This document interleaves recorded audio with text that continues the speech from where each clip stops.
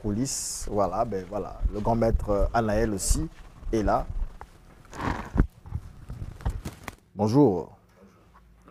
La couleur jaune, elle est symbolique de quelque chose? Bien entendu, c'est la pureté et aussi l'humilité. D'accord. La pureté et l'humilité.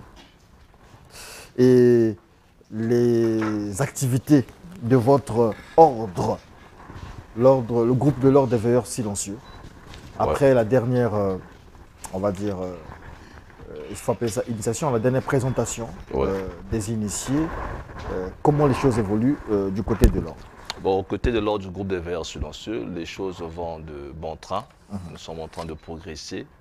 Il y a une augmentation des adhérents, et ça c'est quelque chose qu'il faut féliciter. Et nous sommes en train de nous implanter dans tout le territoire donc, national et aussi hors du pays, donc notamment au Canada, aux États-Unis, en RDC, je serai là bientôt. Presque dans tous les pays du monde, nous avons des antennes déjà. D'accord. On va aller petit à petit, on va décortiquer tout ce que vous amenez. La canne, on en a déjà parlé. Le balai que vous tenez dans vos mains, il symbolise quoi? Euh, le balai que je détiens dans mes mains, ça symbolise d'abord le pouvoir spirituel et mystique. Et vous voyez que dans ce balai, c'est associé avec la peau du panthère, la couleur rouge et aussi le symbolisme de la couleur noire. Vous savez que dans la tradition ancestrale, notamment dans la tradition africaine, le rouge symbolisait le pouvoir mystique, donc le pouvoir spirituel. D'ailleurs, tous les objets sacrés étaient toujours décolorés en rouge. Et c'est la force aussi de Mars. Et donc ça veut simplement montrer que nos parents maîtrisaient bien l'astrologie. La couleur noire, c'est le symbole de l'obscurité des ténèbres, mais vous savez ce que le noir aussi symbolise la force. Donc, dans le noir, parce que comme on dit toujours dans nos traditions spirituelles, que l'obscurité, si vous voulez bien, est la profondeur de l'âme. Et donc, dans la profondeur de l'âme, c'est l'inconnu. Le noir, c'est le monde de l'inconnu, ce que nous ignorons. Et donc, associer le rouge et le noir associés avec la peau du panthère, ça symbolise donc le grand pouvoir mystique d'un initié. Et le fait de détenir ce balai, d'ailleurs, la tradition, la légende dit que les plus vieilles sorciers ou les plus vieux sorciers de l'Antiquité avaient toujours un balai qui leur permettait de pouvoir accéder dans l'invisible. Donc, c'est aussi le symbole donc, du monde invisible, si vous voulez bien. Merci beaucoup, M. Dessin, qu'on vous posait ces questions parce que notre thème aujourd'hui, c'est justement le rôle et symbole des animaux dans la tradition Congo. Et Maître Anaël, pour vous, nos ancêtres ont utilisé certains animaux, c'est-à-dire qu'en parlant de peau spécifique, parce que ces animaux-là ont une valeur spirituelle, forcément. Est-ce que tous les animaux ont une valeur spirituelle? Bon, en fait, ce n'est pas forcément tous les animaux qui ont une valeur spirituelle, mais ces animaux n'étaient pas choisis au hasard. Ils étaient choisis par rapport à leur qualité, à leur vertu, et aussi à leur champ aurique, c'est-à-dire l'aura que ces animaux dégageaient sur le plan spirituel. Et là, c'est très difficile pour les communs de mortels de saisir un peu ce lien que certains initiés ont avec les animaux. Et depuis l'Antiquité d'ailleurs, c'est là où il est important de revenir sur la tradition primordiale de la tradition Congo. En fait, lorsque vous avez accès dans le monde invisible et que vous avez la possibilité de visiter l'obscurité de la nuit, vous allez vous rendre compte que l'être intérieur qui est en nous a la possibilité de pouvoir prendre n'importe quelle forme. Ce qui fait que lorsque on s'intéresse à un animal, par exemple, je prends par exemple le chat a des vertus mystiques parce que c'est un animal nocturne. Et tout ce qui fait partie de la famille des chats, comme le léopard, comme le lion, etc., évidemment, ils ont cette capacité de pouvoir agir dans la nuit. D'ailleurs, quand la nuit, le chat ne craint jamais l'obscurité. C'est dans l'obscurité que le chat opère. C'est pourquoi dans les traditions mystiques, parfois on servait de la peau du chat pour faire des rituels d'invisibilité. Et donc, à partir de là, un initié qui est initié dans la tradition Congo, déjà, son symbole c'est le chat. Donc, le fait de voir ce symbolisme-là, ce totem-là du chat, ça montre qu'il est initié. C'est-à-dire qu'il a quitté le monde profane, il est en train de travailler sur un idéal qui consiste donc à avoir la voyance. Et, voyez, et quand je disais la fois dernière que lorsqu'on est mystique, en fait, quand on maîtrise l'obscurité, il faut avoir le don de voyance. Pourquoi? Parce que le centre qui est l'œil c'est le portail de la magie. Et donc, le fait que tu travailles avec un tel animal, ça veut dire que tu aspires à avoir les qualités de cet animal. En tant qu'initié, tu dois dégager la force du chat, mais aussi la discrétion, parce que le chat est discret quand il opère. Et l'initié, c'est celui qui sait garder son secret. Donc, vous voyez que dans le chat, déjà, vous avez presque toutes les qualités d'un vrai initié. Et en dehors du chat, vous avez aussi le hibou et bien d'autres encore. Je vais d'abord m'arrêter sur le chat pour creuser ma curiosité. Merci beaucoup. Lorsqu'on parle du chat, en fait, c'est valeur de totem, en fait. Mais bien sûr, c'est du totémisme, en fait. D'accord. Voilà. Alors, lorsque nous regardons dans la majorité des boutiques de nos amis et frères ouest-africains, surtout les musulmans, il y a toujours un chat. Il y a toujours un chat. Est-ce que c'est symbolique de quelque chose? Oui, c'est profond. Je crois qu'ils ont été informés de quelques informations, mais c'est parce que la présence du chat aussi dégage le mauvais esprit. Là où il y a le chat, un mauvais esprit ne peut pas rentrer. Voilà. Donc le chat a la capacité de voir le monde invisible. Donc quand il y a un mauvais esprit qui vient vers vous, le chat vous signale ou le chat attaque le mauvais esprit. D'ailleurs, vous savez que la plupart des sorciers ou des sorciers vampires, bon, j'appelle ça les vampires parce que ce n'est pas de la sorcellerie, ont la possibilité de prendre les formes des souris. Parce que le souris est très rapide, il est discret. Et donc, un vampire qui veut aller opérer va se transformer en souris pour venir entre chez vous. Ah, c'est la souris détruite, justement. La souris détruite. Donc, on se sert beaucoup des souris pour opérer mystiquement. Et donc, la présence du chat d'abord est protecteur parce que le chat, lui, il attaque les rongeurs. Ce qui fait que si donc un vampire se transforme en souris, le chat déjà va l'avoir. Et ça, c'est donc la présence déjà du chat dans une boutique déjà est symbole de protection. Et donc, je crois que nos amis ouest-africains sont informés, ce sont des initiés, c'est sûrement qu'ils ont reçu ça de leur grands ancêtres. En parlant du chat, vous avez cité la souris, mais je vais encore à l'opposé pour dire le chat aussi et le chien, voilà, il y a inimitié en fait, une espèce d'inimitié entre les deux. Est-ce que le chien a une valeur spirituelle? Le chien également a une valeur spirituelle parce que n'oubliez pas que dans la tradition égyptienne, on parlait souvent de Anubis. Anubis, c'était un gardien du temple dans la tradition égyptienne qui avait la tête de la forme d'un chien. Et parfois, on appelait ça le chacal. Mais en fait, c'était du chien. Le chien aussi a une valeur spirituelle parce que le chien également a la possibilité, a un flair qui est capable de reconnaître que cet esprit est bon et cet esprit est mauvais. C'est pourquoi quand vous êtes possédé par de mauvais esprits, le chien va aboyer sur vous. Rien à faire. Vous prenez quelqu'un qui a un esprit mauvais, qui rentre dans une maison, le chien va commencer à aboyer sur le dent parce que le chien aussi a la capacité de sentir la présence d'un mauvais esprit. Donc ces animaux-là ont cette capacité de voir la nuit, ils ont la possibilité de sentir. Et ça, ce sont des qualités qu'un initié doit posséder. Et l'initié est affectionné par ces qualités-là. C'est pourquoi il y a un lien direct entre ces animaux et un initié. Et ça maintenant, le problème, c'est que par une technique mystique très avancée, on a la possibilité de pouvoir programmer son cerveau à avoir ces qualités-là. Et ça, ce n'est pas connu de beaucoup de gens. Dans le monde parallèle, dans l'astral, dans les autres plans, est-ce que nous avons des animaux aussi là-bas? Ou dans ces plans-là, les gens sont des animaux? On n'a pas besoin d'avoir des animaux là-bas parce que quand tu sors hors de toi, quand tu es dans l'invisible, tu as toutes les possibilités à ta disposition. C'est-à-dire rien ne t'est refusé. Ça veut dire qu'on va se servir des animaux comme des véhicules de déplacement. Et c'est ça des informations que la plupart des gens ne maîtrisent pas. Parce qu'ils vont se servir de la peau d'animaux, mais est-ce qu'ils comprennent que l'animal devient ici un véhicule?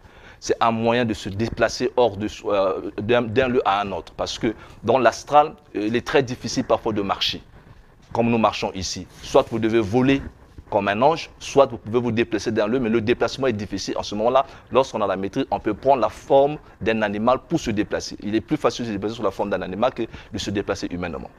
D'accord. Voilà. Alors, il y a un animal je me refuse de citer cet animal, mais ça revient toujours. L'araignée. Est-ce que l'araignée a une valeur spirituelle?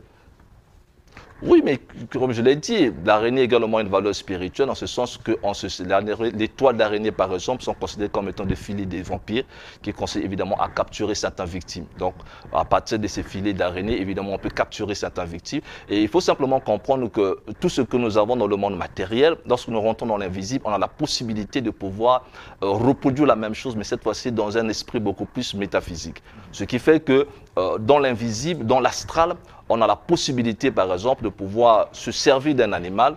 Par exemple, le serpent, d'ailleurs, est beaucoup utilisé dans les traditions mystiques et spirituelles. Et la plupart des vampires se transforment en serpent facilement. Et en Inde, d'ailleurs, aussi, les grands mystiques aussi ont la possibilité de se transformer aussi en serpent. Et donc, le symbole du serpent peut devenir aussi un symbole parfois à la fois maléfique et bénéfique. Mais ça se sert de déplacement. Ce sont des véhicules. Voilà pourquoi les différents corps que nous possédons sont aussi considérés comme étant des véhicules de déplacement. Parce que le corps éthérique qui est en nous est un corps qui a la capacité de prendre n'importe quelle forme qu'il veut.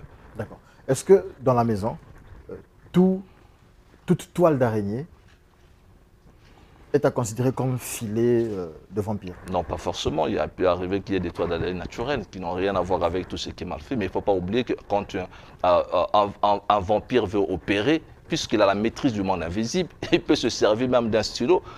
Un stylo simple qu'il a, sa main peut devenir un serpent. Donc ça, ce n'est pas quelque chose de difficile. N'importe quel objet, on peut le transformer en quelque chose qui peut devenir une âme spirituelle. Donc c'est ça la force en fait de l'esprit en fait que nous avons presque perdu parce que nos anciens qui maîtrisaient bien le Kindoki, qui est la science multidimensionnelle de l'attraction Congo, ça leur donnait toutes ces possibilités-là en fait. Et c'est ça qui fait que Dieu est merveilleux parce que en fait Dieu nous a créés avec des potentialités illimitées, mais que nous n'arrivons pas à utiliser parce qu'on n'a pas été initié, on ne sait pas comment s'en servir. Le jour où l'humanité aura la maîtrise de cette science traditionnelle qu'on appelle le Kindoki, donc on saura que finalement on a la possibilité, il n'y a pas de limite. On peut prendre n'importe quelle forme qu'on désire. Je peux me transformer en chat, je peux me transformer en chien, je peux me transformer en souris, je peux me transformer en aigle. D'ailleurs, Simon Kimbangu avait la réputation de se transformer en aigle pour pouvoir aller donner l'information à ses disciples. Voyez-vous, et c'est cette capacité-là, c'est ce que nous, on a perdu en Afrique. Et ce qu'on a gardé aujourd'hui, ce sont seulement des formes. On voit beaucoup de gens avec des formes traditionnelles, mais est-ce qu'ils ont la maîtrise de la science sacrée? D'accord. Je ne pense pas. En vous promenant, en vous baladant dans la rue comme ça, vous pouvez sentir au visage ces toiles d'araignée. Dans la maison, elle est propre et tout ça, vous sentez des toiles d'araignée. Est-ce que c'est forcément maléfique? Est-ce que c'est forcément un sortilège ou bien c'est normal qu'on ait des toiles d'araignée dans le vide comme ça? Non, mais ce n'est pas du tout normal. Okay. Ça a été démontré, non seulement que c'est une croyance populaire, mais c'est aussi vrai, parce qu'il ne faut pas oublier, j'avais déjà dit ici, que nous n'avons pas des sorciers en Afrique, parce que le mot sorcellerie qu'on a attribué à Kindoki, c'est carrément faux, parce qu'en fait, on ne comprend pas la sorcellerie. Nous avons des vampires en Afrique. Et ce qu'on appelle ces vampires-là, ils doivent sucer le sang parce qu'ils ont besoin de se nourrir du sang. Sans le sang, ils ne peuvent pas vivre. Et donc, ils ont besoin d'avoir des victimes. Il faut donc capturer des âmes. Et ces âmes-là, on les a capturées. Évidemment, il faut donc mettre des pièges par-ci par-là. Ça veut dire que quand vous partez quelque part, vous trouvez des toiles d'araignée, évidemment, vous pouvez être ici emporté par ça parce que ça peut être un piège des vampires pour simplement vous avoir. Ça peut être aussi un symbole de la malchance et des blocages. Donc, ça peut symboliser beaucoup de choses. Donc, ce n'est pas toujours jamais normal qu'à tout moment que vous ayez des toiles d'araignée, ça veut dire qu'il y a quelque chose qui ne va pas. Et donc, en ce moment-là, il faut un désenvoûtement total. Alors, j'ai un message ici, il est anonyme, et la personne, non, c'est Oxens Issalas, il dit, pourquoi le cafard a une valeur maléfique? Tout le monde considère le cafard, quand on voit un cafard dans la maison, c'est des sandales qui tapent comme ça parce qu'on se dit que c'est le sorcier. Oh, c'est pas qu'on se dit que c'est le sorcier. Vous savez, c'est une science là, le vampirisme. C'est une science et cette science, je crois que c'est pas d'abord bien connu, c'est très méconnu. Et il faut comprendre que, comme je l'ai dit tout à l'heure, les animaux, que ce soit les cafards, que ce soit les serpents, que ce soit les souris, sont utilisés dans le monde du vampirisme comme étant des véhicules de déplacement. Donc ça leur permet d'opérer facilement et d'être rapide. Vous voyez, le cafard par exemple, il peut passer inaperçu.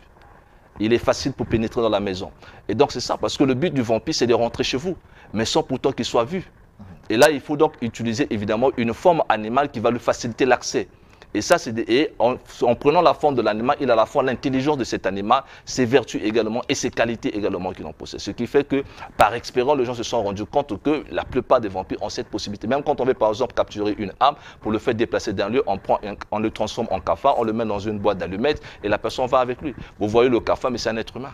Et si vous brûlez ce cafard par exemple, est-ce que vous brûlez forcément vous brûlez la personne. Ah bon? Oui. Avec répercussion? Mais parce que le corps que vous avez, ce n'est qu'un véhicule, c'est la même chose. Si on brûle votre corps, c'est vous qu'on a brûlé. Le vrai être qui se trouve à l'intérieur, parce que nous avons plusieurs différents types de corps. Nous avons le corps physique, par exemple, ce n'est qu'un véhicule. Ça vous permet de se déplacer dans le monde physique, mais le corps éthérique vous permet de se déplacer dans le monde éthérique. Le corps astral émotionnel vous permet de se déplacer dans le monde astral. Le corps mental vous permet de se déplacer dans le monde mental. Le corps causal, la même chose. Le corps bouddhique, le corps atomique. Donc, ce sont des différents véhicules que l'être utilise pour se déplacer d'un lieu à un autre. Et donc, ça, c'est quelque chose que les vampires maîtrisent le plus. C'est pourquoi il leur est très facile de pouvoir se déplacer, de venir chez vous sous la forme d'un serpent, sous la forme d'un cafard, sous la forme d'une souris, sous la forme même d'un chat ou d'un chien. D'accord. Merci beaucoup, Maître Anaël. Mais dans nos habitudes, hein, puisqu'on parle de la tradition Congo, dans nos habitudes, le serpent, lorsqu'on le voit dans une maison, lorsqu'on le tue, il y a cette habitude de trancher la tête, de l'enterrer devant la porte. Est-ce qu'il y a une valeur à cet acte-là? La valeur y est dans ce sens que si vous avez réussi à... Il faut comprendre que tout ce qui est, même le serpent d'ailleurs, peut être utilisé également, quand vous avez déjà vaincu l'ennemi pendant les guerres ancestrales, lorsqu'on a tué un ennemi qui était vaillant, à la fin il fallait couper sa tête. Et quand on coupait sa tête, on revenait avec sa tête. C'était pour montrer quoi? Que l'ennemi a été vaincu, c'est pour faire peur que les autres ne reviennent plus jamais. Donc c'était un signe aussi de victoire pour montrer la force que vous avez eu à vaincre cet ennemi. Et donc vous comprenez que la tradition africaine avait quelque chose de supérieur et de grand que nous avons presque perdu aujourd'hui. Mais il faut revenir sur ces sciences parce que c'est une réalité que nous vivons au quotidien. Lorsqu'on aurait compris ce lien qu'il y a dans le totémisme africain, que nous retrouvons d'ailleurs dans toutes les traditions spirituelles, même dans la Bible, vous avez le totem. Jésus avait un totem qu'on appelle qui est donc le poisson. Vous savez que le poisson... J'ai cru que vous auriez dit oui. le lion.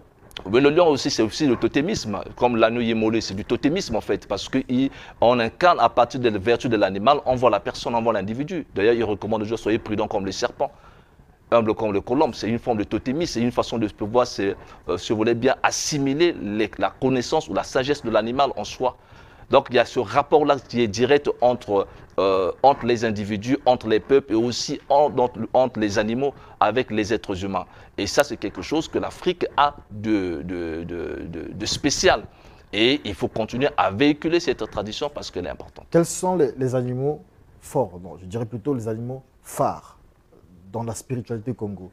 Est-ce que c'est le lion, l'aigle? Dans la spiritualité Congo, c'est surtout en premier lieu, c'est d'abord le léopard. Le léopard. Il ne faut pas oublier, par exemple, pourquoi le mot Congo, on dit Ngo, c'était le léopard. Donc, ça veut dire le dompteur du léopard. Donc, les Congos, c'est ceux qui maîtrisaient la force du léopard. Donc, le léopard, il y a le courage, il y a beaucoup de qualités dans le léopard, et ça qui fait la force même de la tradition Congo. Et donc, quand vous comprenez ce totémisme-là aussi, ça a aussi un lien avec la fraternité. Parce que donc, dans le totem, dans chaque famille africaine, il y avait toujours un totem. Et derrière ce totem, c'était aussi le symbole de protecteur, le symbole de protection de la famille. Et aussi le clan. Chaque clan aussi avait toujours un totem, aussi totem protecteur. Et donc, quand vous comprenez l'esprit du totem et quand il est maîtrisé, il vous protège. Voilà pourquoi dans même certaines pratiques ancestrales, on peut protéger quelqu'un facilement avec les griffes d'un panthère ou du léopard, même les griffes du chat, même la peau du chat peut être utilisée dans les cas de protection, même l'aigle peut être utilisé. Donc, en dehors du léopard, vous avez aussi le hibou. Le hibou également, qui est malheureusement considéré comme étant un oiseau maléfique et négatif pour ceux qui connaissent très mal la dimension mystique et spirituelle, mais parce que l'hibou ne craint pas aussi la nuit. L'hibou aussi a cette perception visuelle, cette vacuité visuelle, cette capacité de voir au loin. Et c'est ce qu'on attend d'un initié. L'initié, c'est celui qui est capable de voir au loin, qui doit avoir la double vue comme Horus. Et ça, c'est la force donc de l'initié. Un initié qui n'a pas la double vue, un initié qui n'a pas la maîtrise de l'invisible, ce n'est pas un initié. C'est un comédien. Alors, le hibou n'annonce pas forcément le malheur. Non, il n'annonce pas forcément, ce sont des superstitions. Le hurlement du hibou n'annonce pas le malheur. Vous savez que l'être humain est arrivé maintenant aujourd'hui à craindre la nuit. On a très peur de l'obscurité, mais tout ça, c'est à cause de la religion chrétienne romaine qui est venue falsifier la notion du diable pour faire peur aux gens et aujourd'hui exploiter les masses à cause de cette peur. En réalité, on ne devrait pas craindre ça parce que nous-mêmes, nous sortons de l'invisible. Tout être humain vient de l'invisible. Donc, à la fin, après la mort, nous irons dans le monde invisible. Donc, le monde invisible, c'est notre monde à nous. Et chaque être humain devait apprendre à vivre dans le monde invisible. Quand tu ne maîtrises pas l'invisible, que tu sois pasteur, que tu sois évangéliste, que tu sois prêtre, que tu sois nganga, quand tu ne connais pas l'invisible, tu ne connais rien sur la spiritualité en fait. Parce que la source même de la spiritualité, c'est l'invisible. Vous avez parlé des hurlements du hibou. Le chien, il aboie aussi généralement la nuit, mais ça ressemble un peu à des hurlements. Ça annonce quelque chose, ça annonçateur d'un malheur. Les hurlements, je ne dis pas aboiement, les hurlements du chien, généralement la nuit, il se met à... Ce sont des communications. Entre chiens ou bien avec des esprits? Non, même avec les esprits, avec les humains, puisque c'est un monde réel. Il y a des chiens qui, là, je vous ai dit tout à l'heure qu'il y a des vampires qui peuvent se prendre la forme du chien. Et donc, il y a aussi des humains mystiquement avancés qui peuvent prendre n'importe quelle forme. Et donc, dans ce langage-là, que ce soit des chiens, que ce soit des animaux, le problème, c'est avoir la perception. Il n'est pas dit que chaque fois que le chien va hurler, que forcément il va annoncer un malheur. Parfois, c'est un message de bonheur qu'il vous annonce. Peut-être qu'il vous avertit qu'il y a un danger. Tout comme le chat qui miaule. Oui, le chat peut miauler pour vous signaler qu'il y a quelque chose qui ne va pas. Chez les Congolais, lorsque le chat miaule, c'est un malheur. C'est un malheur. Mais bien sûr, parce qu'ils sont restés ignorants, bien entendu. L'ignorance, c'est le plus grand danger. Je crois que les gens doivent avoir la connaissance. Et l'être humain a la possibilité d'écouter les animaux. Tu as la possibilité, puisque nous avons les sens assez développés. Mais puisque nous ne développons pas nos sens, nous ne voulons pas cultiver nos pouvoirs, comment est-ce qu'on veut entendre les animaux? Alors, il y a un autre animal assez particulier. Il est mi-oiseau, La chauve-souris? la chauve-souris. Ouais. Ouais. Qu'est-ce que ça représente? Tout ça. Qu'est-ce que ça représente, la chauve-souris? Mais c'est la chauve-souris, vous avez la chauve-souris d'abord, toujours, ce sont les oiseaux nocturnes. Et vous savez que tout ce qui est le monde nocturne ne peut qu'affectionner le mystique. Parce que le mystique, lui, ne craint pas la nuit. Le mystique opère que dans la nuit. Le mystique agit que dans la nuit. C'est dans la nuit que tout commence. Et donc, les grands spirituels du monde, d'ailleurs, on recommande aux chrétiens de prier à partir de minuit. Pourquoi? Mais ça veut dire que c'est dans la nuit que tout se fait. Le combat de la journée se prépare la nuit. Et le mysticisme, c'est la science de la nuit. Le vampirisme, c'est la science de la nuit. La sorcellerie, c'est la science de la nuit. La magie, c'est la science de la nuit. Donc, quand tu n'as pas compris la nuit et que tu ne sais pas maîtriser la nuit, et tu ne peux pas maîtriser ces chances-là. Voilà pourquoi on s'intéresse à ces animaux-là. Et maintenant, la religion chrétienne, avec ses peurs, va commencer à attribuer ça comme étant des symboles diaboliques, de la sorcellerie et tout. Mais parce qu'ils ne sont pas des initiés. Ils ne sont pas éclairés. Et ils ne comprennent pas que dans le monde spirituel, quand on est mystique et spirituel, c'est la nuit qu'on opère. Et dans la nuit devient le jour pour le mystique. Voilà. Donc la nuit devient le jour pour le mystique. Et ça, c'est quelque chose qui demande de l'expérience dans l'invisible. C'est pourquoi beaucoup des soi-disant maîtres, nganga, féticheurs et prêtres ne peuvent pas expliquer comment est-ce que le vampire, ou qu'on les appelle couramment le sorcier, arrive à prendre la forme d'un animal. Parce qu'ils n'ont pas l'expérience du monde spirituel, du monde invisible. Et moi, je peux vous dire que la technique, elle est très facile pour prendre la forme de n'importe quel animal. N'importe quel humain peut le faire. Si on t'apprend comment accéder dans l'invisible, tu peux prendre la forme de n'importe quel animal que tu désires. D'un oiseau que tu veux pour te déplacer d'un lieu à un autre. Il n'y a absolument rien de difficile là-dessus. Alors, il y a M. Oxons Issalas qui pose toujours la question ici de savoir, est-ce qu'il y a des animaux à ne pas tuer et des animaux considérés comme des anges gardiens? Bien sûr, si déjà vous avez un animal totem qui est le serpent, ou ça peut être le chat, ou ça peut être le hibou dans votre clan, ça veut dire que vous ne pouvez plus encore tuer cet animal parce que ça risquera de tuer comme c'est un de vos ancêtres. C'est pourquoi on donnait des inscriptions pour ceux il y avait toujours des interdits. Si votre animal totem c'est le crocodile, vous ne pouvez plus manger le crocodile. Si votre animal totem c'est, je sais pas, c'est le chat, vous ne pouvez plus encore manger le chat. Parce que le fait de le manger, ça devient un malheur. Et on a, dans la tradition égyptienne également, qui servait des animaux sacrés comme ça, là, il y a eu une guerre où on a réussi avec les Égyptiens parce qu'on a mis au devant des animaux sacrés. Et comme eux, ils ne pouvaient pas tuer les animaux sacrés, ils ont évité de pouvoir tuer ces animaux et ils ont été vaincus. Donc l'animal sacré a son rôle, et dans le rôle de ces animaux totems, c'est que si c'est votre animal totem, vous ne pouvez pas encore le tuer, vous allez le respecter. Même quand vous partez à l'achat, vous voyez cet animal, vous allez pouvoir préserver ça parce que ça fait partie de votre animal totem. Le tuer Comment reconnaître son animal totem? Pardon? Comment reconnaître son animal totem? C'est la question d'un téléspectateur. Oui, mais il faut venir voir Maître Anaël, c'est tout. D'accord. Okay. Je vais vous initier, je Maître vais vous apprendre. Maître Anaël donnera son numéro tout à l'heure, nous sommes presque à la fin aussi. Quelle est la valeur spirituelle du corbeau? La valeur spirituelle du corbeau, vous avez le corbeau à deux couleurs, le noir et le blanc. Et si vous comprenez le noir et le blanc, c'est la dualité. Parce que sur le noir, on ne peut pas connaître le blanc, sur le blanc, on peut connaître le noir. Sans les ténèbres, on ne connaîtra jamais la lumière, et sans la lumière, on ne connaîtra jamais les ténèbres. Donc c'est le serment de la dualité, c'est le serment de la confusion. Donc le corbeau également ici symbolise donc la dualité de l'existence. Alors une question ici que je ne comprends pas, peut-être que vous saurez la comprendre. Est-ce que l'odeur des œufs peut attirer le serpent? L'odeur des œufs.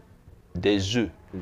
En tout cas, je n'ai pas une expérience là-dessus. D'accord. Mais moi, je n'ai pas compris. Mais ce sont les questions des téléspectateurs. Nous sommes à la fin, Maître Anaël. Mais il y a beaucoup de choses à dire autour des animaux. Et des animaux, en fait, ce sont des insectes. On a parlé du cafard, mais on n'a pas parlé de la fourmi qui représente généralement l'union, la force. Est-ce qu'elle a une valeur spirituelle, la fourmi? Très grande valeur spirituelle. D'ailleurs, Salomon recommande, il dit que non, si tu veux apprendre la sagesse, observe les fourmis et tu comprendras. Parce que les fourmis ont une intelligence incroyable, les fourmis. Et cette intelligence-là, ils sont très organisés, très structurés, c'est toute une famille. Donc, à travers les animaux, voilà pourquoi la vraie Bible, c'est la nature. La vraie Bible, c'est la nature. Et quand tu sais comment lire la nature, tu apprends la sagesse. Et cette livre qui est la nature, c'est le livre de la tradition ancestrale africaine. Parce que nous, les Africains, on lisait la nature qui est la Bible. La vraie Bible, c'est la nature. D'accord. J'ai envie d'arrêter, mais je ne peux pas. Mais je dois arrêter. Ah, il reste une minute, d'accord. Le singe, c'est notre cousin. On dit que c'est notre cousin. Quelle est sa valeur spirituelle? Bon, la valeur spirituelle de singe, je ne sais pas, je n'ai pas étudié la valeur spirituelle de singe, mais comme je vous l'ai dit tout à l'heure, en observant la nature, le singe, vous savez qu'il a la ruse. Ok. Voilà, donc ça déjà, vous La pouvez déjà... malice, la ruse, La justement. malice, la L'intelligence ruse, aussi. une forme d'intelligence malice. Ok. Parce que le singe est intelligent, mais il est aussi rusé. Rusé. Voilà, donc c'est ça, c'est tout. Et on peut évidemment s'inspirer de ça pour pouvoir avoir ces mêmes qualités. D'ailleurs, dans le mysticisme, on le fait beaucoup. On le fait. On appelle ça l'identification. Ou encore la loi d'Assomption. Ça vous permet de pouvoir récupérer les vertus d'un animal ou les vertus même du soleil. Donc vous pouvez incarner cette force-là dans votre façon d'agir. Bon, ce sont des techniques très avancées du mysticisme. Et quand vous maîtrisez ça, dans votre vie généralement, vous aurez les mêmes qualités, les gens vont se rendre compte que vous dégagez la même force. Et donc, ce n'est qu'une science. Et malheureusement, cette science, elle est très méconnue aujourd'hui. Et je crois qu'il faut qu'on y revienne et qu'on puisse revenir sur ces sciences ancestrales laissées par nos anciens, par nos ancêtres, et que nous comprenions que c'est la base même de notre existence. Sans ça, nous sommes faibles. Sans ça, nous sommes impuissants. Pour nous qui sommes différents des Osé, Vembe et des Marina Lutangu, nous qui sommes nés au village, la mémé ou le pépé, la mémé, généralement, vous prenez l'os du gorille pour vous laver avec et tout ça, Bien sûr. pour vous donner la force. Bien sûr. Ça a un sens? Mais il y a un sens à la fois psychologique et spirituel. On en reparlera prochainement, Maître Prochainement, Naël. nous parlerons Rappelez de tout votre ça. numéro de téléphone. Alors, je reprends donc au 06 692 28 48. Je dis 06 692 28 48, c'est mon numéro MTN. Et mon WhatsApp, c'est le 04 473 42 20. 04 473 42 20. Et j'en lance un vibrant appel à tous ceux qui voudraient apprendre la science du mysticisme pour pouvoir être capable d'opérer dans l'invisible, que nous sommes disponibles à Pointe-Noire, à Doulézy, à Nkayi et aussi ici à Brazzaville. Et je serai à Pointe-Noire bien sûr vers le 10 juin, je serai à Pointe-Noire dans les Amis de Pointe-Noire. Maître Anaël sera avec vous le 10 juin à Pointe-Noire. Merci pour cet entretien Aréam avec Maître Anaël, qui représente le groupe de l'Ordre des Veilleurs silencieux. Nous allons parler justement de la valeur symbolique, sinon du rôle et des symboles des animaux dans la tradition, sinon la cosmogonie Congo. Studio 210 continue avec questions-réponses. Agnès Tomba reçoit l'apôtre Richard Fila Saint-Paul.